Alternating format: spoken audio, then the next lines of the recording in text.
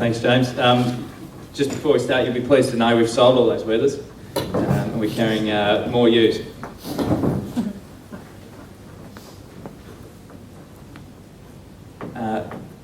Right, so as previously said, I'm Tim Gubbins. I'm a 2014 Nuffield Scholar from Moyston, Victoria, and the study topic I wanted to look at was improving the Merino. And you may scoff, but I think it's possible.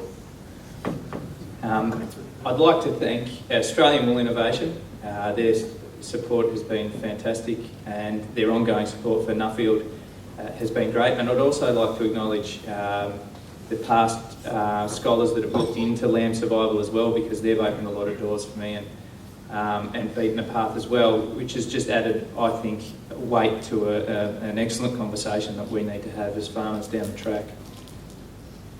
So yeah, as I said, we're from Moyston. It's at the foothill of the Grampians, where my wife Julia and my son Alex and I live with a handful of dogs. And I'm currently the livestock manager for Pat & Sarah Millier, based at Woolora. And we've got a Merino stud there as well, and we're always trying to do the best we can in terms of management, chasing the best genetics and things like that. But to sort of paint a picture as to why I ended up looking at the area I am looking at, is this year, for example, we conceived somewhere around 10,000 embryos or fetuses, and if we go really well, we'll only lose 2,500 to 3,000 of them. And that'll come at a cost to our business between $50,000 and $80,000, which is, when you start looking at those figures, you really think we've got a problem, and that's what drove me. And so, not only do we have a problem, the industry is also suffering this problem, and this 15 million lambs that die annually has been quoted around the place recently, and I've heard Meat and Livestock Australia quote this figure at $56 million, but I've also heard it anywhere up to $200 million. So it's a significant cost to our industry. And our lamb marking rate, it's not all doom and gloom. It has increased, but it's been slow, and it still is low. Particularly with our Merino twin marking rate, is anywhere as low as 60%, which is an incredible amount of postage. So we need to change our focus to a more modern, balanced Merino. And I certainly think that's a focus for a lot of people in the industry. And I personally believe that the Merino can be the most profitable sheep in Australia in any system.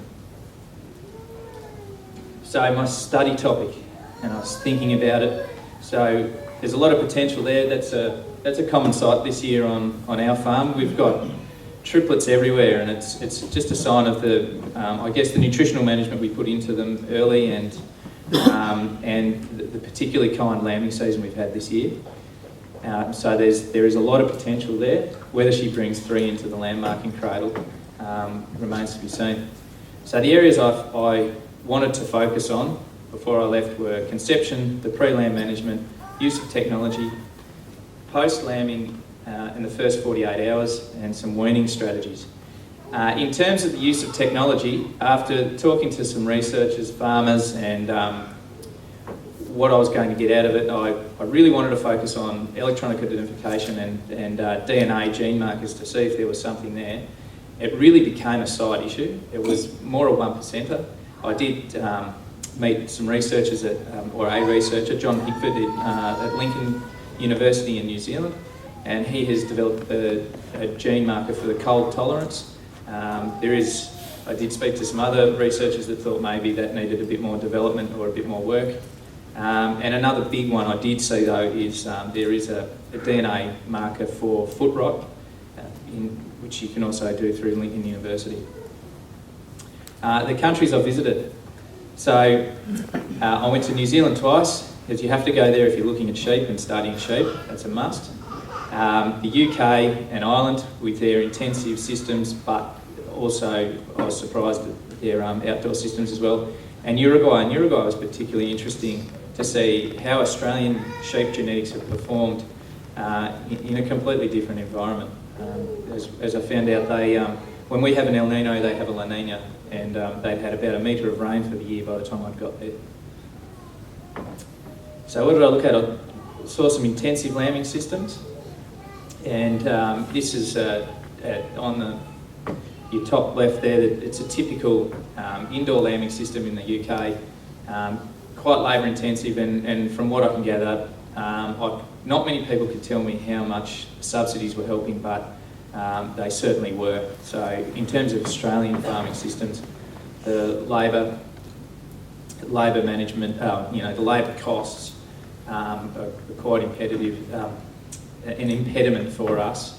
And also one of the key factors with these guys is they have quite a close proximity to dairy farms, which can supply them colostrum, which is absolutely vital for those lambs that are weaned off or taken from mum that haven't mothered on, and it provides them with the essential antibodies to survive, basically.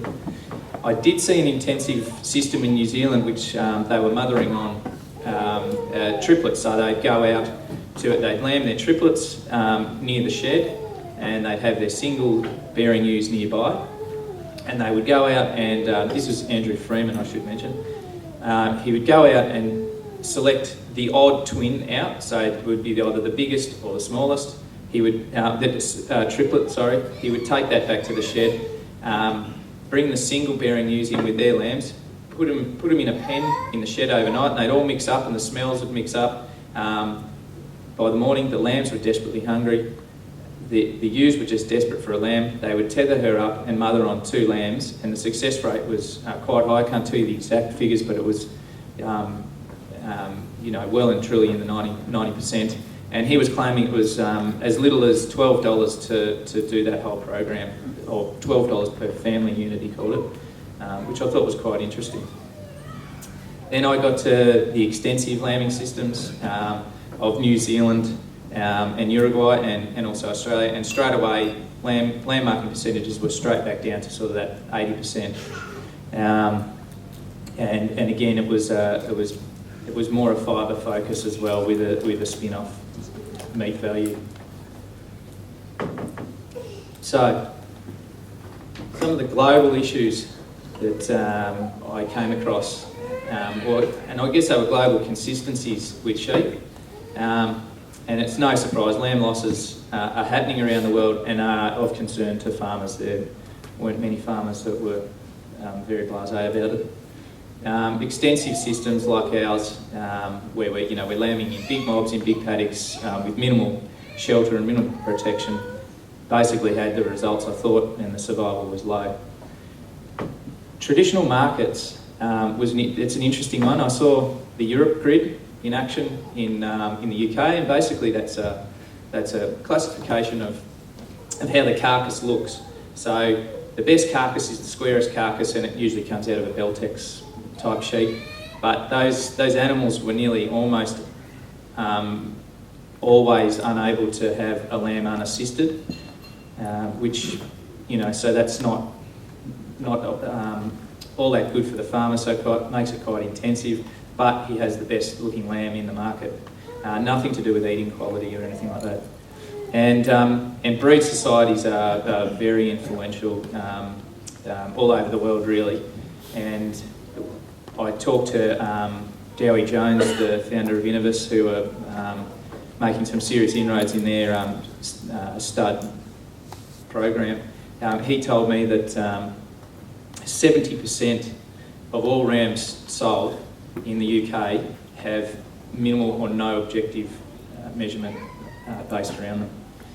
I was also reported back to me, outside of dairy farming, grass management has really become a dying skill, and I saw the guys that were doing it really well were able to tell you basically the cents per kilogram of dry matter that they were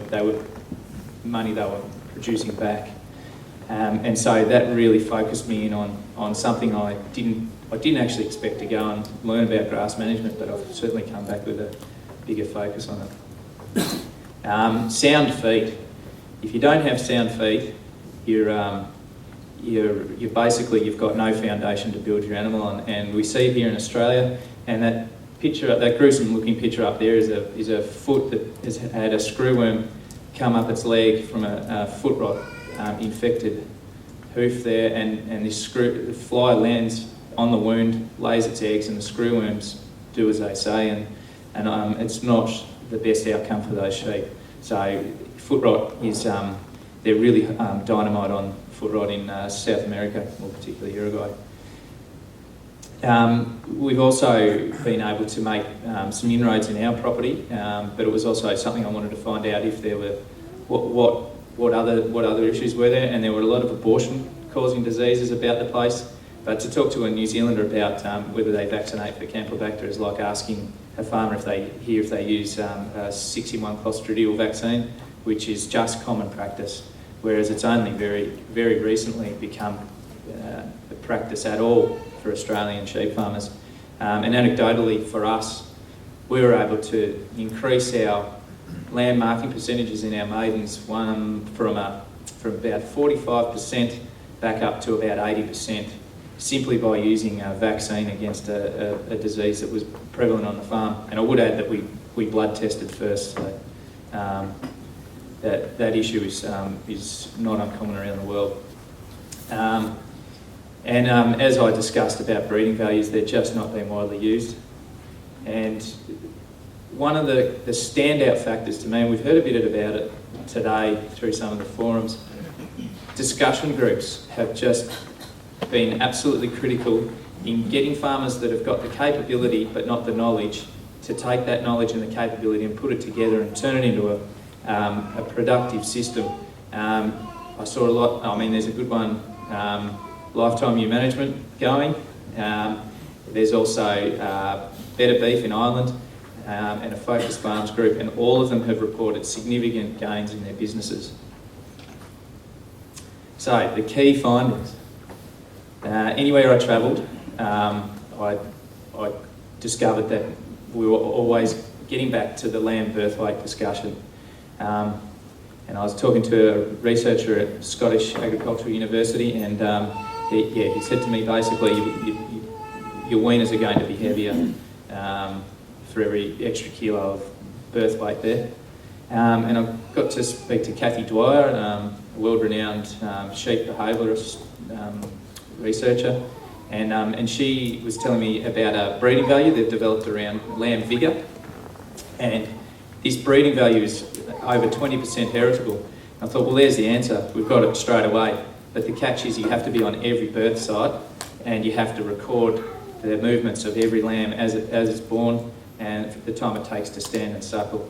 And that's where I'm talking to Trevor Cook in New Zealand, and he told me that if a lamb stands and suckles in 20-25 minutes, it's got a 90% chance of being alive 90 days later. And just to briefly explain that slide there, the graph, basically we're looking for lambs in that 5 kilogram weight range for our maximum survival. So paddock size. This is another one I thought would be a no-brainer, but it was really good to talk to some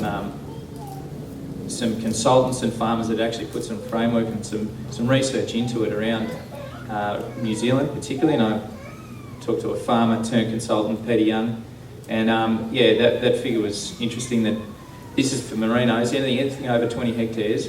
He saw that the losses were in the double figures, and basically it reduced as you reduced your paddock size. And it's quite widely recognised that big paddocks you increase your chance of mismothering, and that's one of the key factors with our lamb losses is mismothering, starvation. So this is some new work. It doesn't look that new, but incredibly there hasn't been a lot of research around the mob size.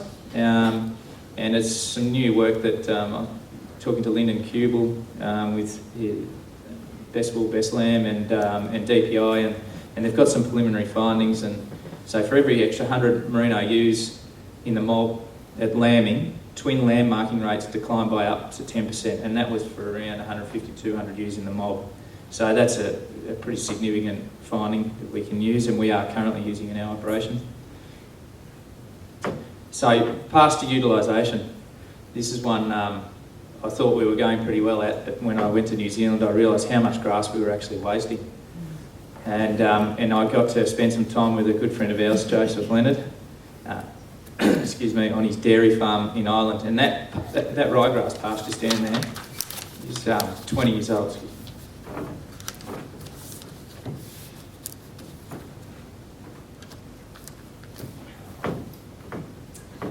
So this ryegrass stand here is 20 years old, and he's just managed it on some very basic principles. And he said it's like a good council worker or a CityLink worker. You're in at 10 and you're out at 4. So it's a good rule of thumb to remember. So you're in at 10 centimetres and out at 4, and you're basically capturing the best of that pasture, but you're not exposing yourself to erosion or the good composition breaking down too much. And look, admittedly in Australia we have a very variable climate where, you know, we might miss out on an autumn break or our spring, but when we do have the grass, we really need to make the most of it. Pasture's a lot cheaper than feeding grain too, so if we can put some more thought around that too, because I know we're happy to get the feed cart out of the shed, but if we can utilise it better, we will. And I did learn that the top 10% of dairy producers utilise 90% of their grass, which is a pretty incredible figure.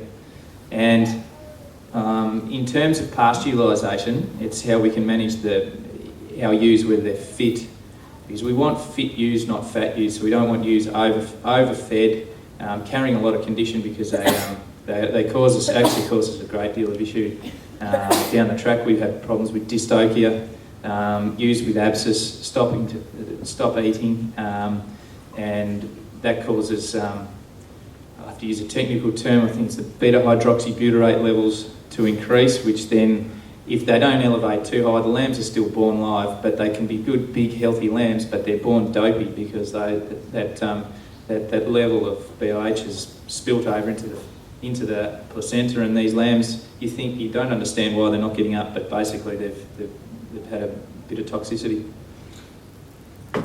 So, putting it all into practice, and I got an excellent example of Charlie and Andrea Walker's farm in Scotland, and he's a UK scholar who's really been able to put his scholarship to good use on his farm. And what he did was set a breed objective and a plan that he was going to lamb outdoors, and he wanted to have a good lamb marking percentage and a good lamb survival. And he wanted to use his grass-based system all year and not have to rely on bringing stock into a shed.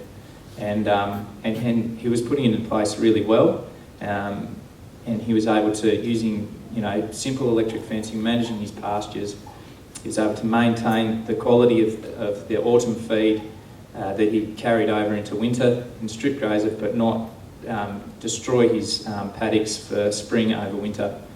And a lot of the guys in the UK will lamb early to get a lamb to a market at a time. He took a hit in those terms, but he was still able to get his lambs off at 3 months without using indoor system at 140% lambing, which I thought was pretty impressive.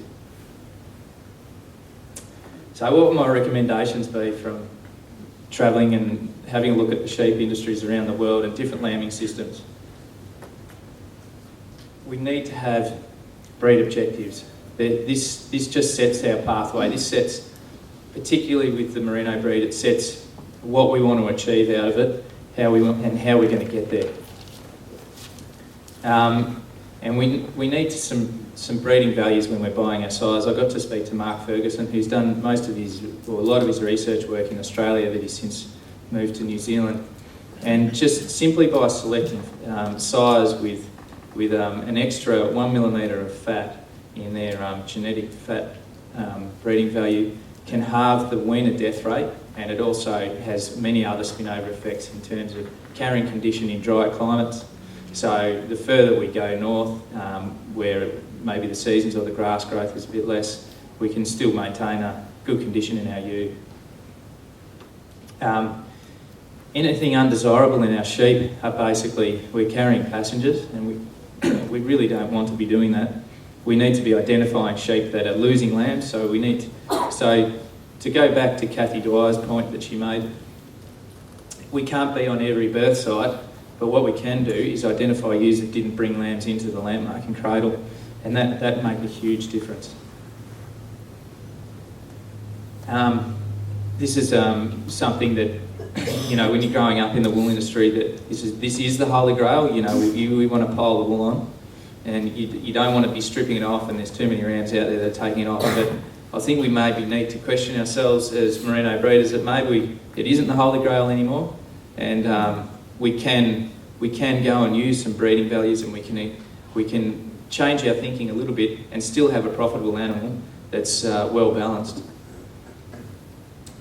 Condition scoring. I saw condition scoring all around the world, and this is your report card on how well you're managing your nutrition. Condition scoring, just put very simply, is filling the short rib, the backbone, and the muscle and the fat cover over that. And it's a crucial skill that we need as an industry and farmers to keep teaching and keep learning, because this does give us our report card. And basically, in the last 35 days of pregnancy, this is the crucial time. This is when most of the fetal weight goes on, the placenta weight goes on, and we just can't allow our ewes to have a drop in nutrition at all. So, what are we doing back on the farm? We are continuing to condition score, and this year, after seeing it in New Zealand, we're condition scoring into the pre-testing cradle. And that immediately gave us we focused on the twins, so we've identified our light twins, and we immediately had our focus group.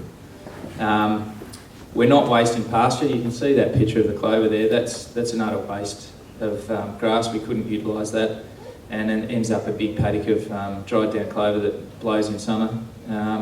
So we're splitting up more paddocks with the focus on the farm being a cropping and sheep farm, so we're using cheap electric systems. And we'll be focusing on buying rams with a breeding value that suits our breed plan.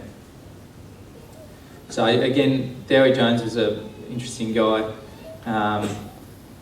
They were CT scanning all their rams and all their ewes to get fat, intramuscular fat data, fertility data, and they were also DNA testing all their lambs, including their dead lambs, to identify who was losing what and for what reason. And I just thought he put it really well, that we need to focus less on breeding for one another and more on what are important commercial traits. And the end result of breeding for a fairly traditional market over there, that's a Beltex breeder I spent some time with during lambing. And they've got a caesarean room set up, and they also have these special harnesses.